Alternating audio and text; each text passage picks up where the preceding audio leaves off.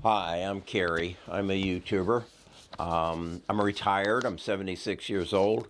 I have a YouTube channel called Best of Us Investors, but this channel is more of my life experience. It's about my experience as a retiree.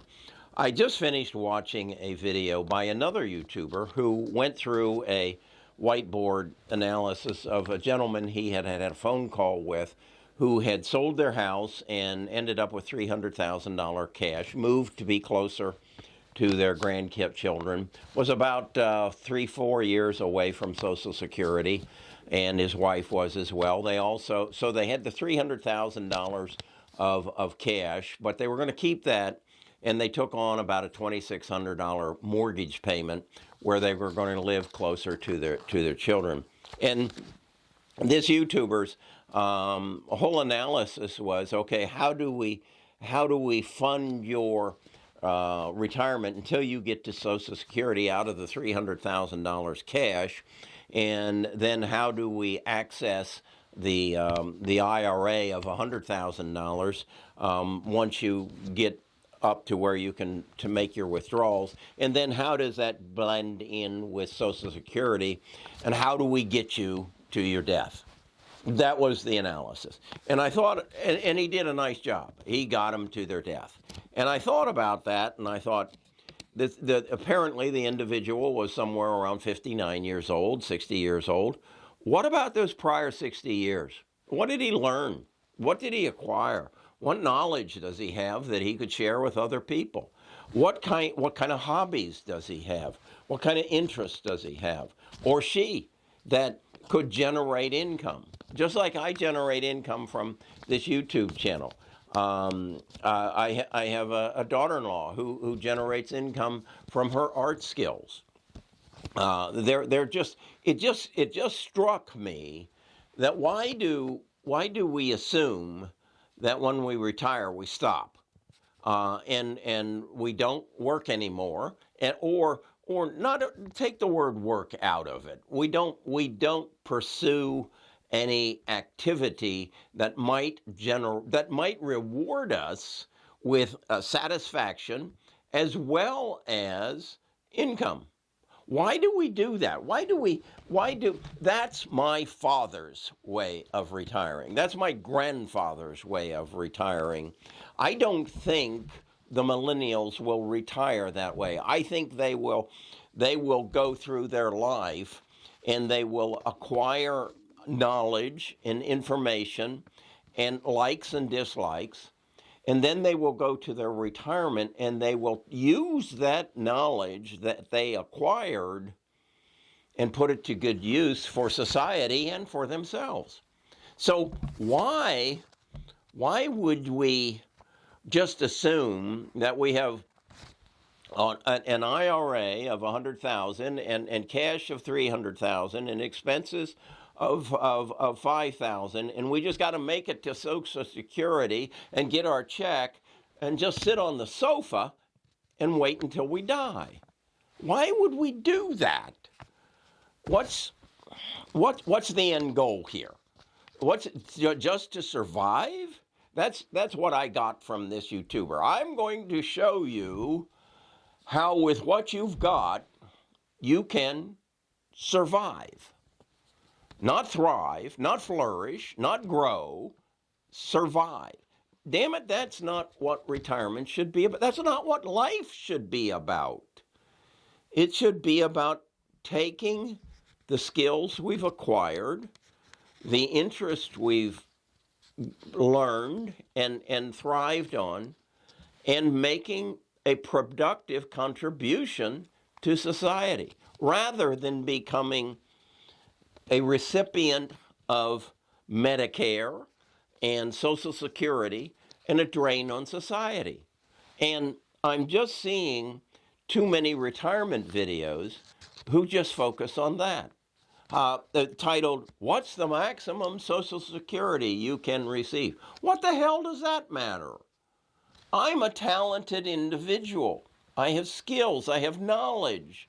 I can monetize that knowledge. And with today's internet, your abilities to monetize are just vast. I did a video, I hope you saw it, that Facebook Facebook is now stepping up and saying they want to supplement your income. They want you to create content for their channel, and they're ready, willing, and able to pay you for it. Just like Google, who owns YouTube, wants me to create content, and they're ready and willing and able to pay me for it. TikTok, you can dance and produce something, and they'll pay you for it. Why do you assume that when you finish the first half of the game is over? It's not. It's not. It's the best part of your life. I met a couple as we were going to Nashville to interview Steve Farmer, who were from Indiana, and they had bought it was a Ram. My son calls it I don't know. It's a van that is converted that you can basically live in. You've got a bathroom in, and you've got a microwave, and they travel in that. And they're involved in doing some writing about travel in retirement. And they have a blog that they put out, and they sell advertising on that blog. And so I think he said it was an $85,000 vehicle that they bought, actually becomes a part of their business. And so when they went to Gulf Shores from South Indiana. They stopped in Clanton and bought some peaches, Alabama peaches, some of the best, and they're writing about it. And so now their motivation is to enjoy themselves, to enjoy their grandchildren, but also to create a business. I asked him, do you have a LLC? He said, no, why would I do that? And I spent about 10 minutes explaining to him why that would be an advantageous position. And he had worked for Cummins Diesel, so he had a good retirement program. But they had taken their interests and their desire to do something different, and they turned it into a business, if you will, that facilitated not only their financial needs, but their desires to get out and travel and experience. And then she did the writing and posted from the internet in their van. And she has a big enough following that she sells advertising against her blog and writes off the cost of their entertainment.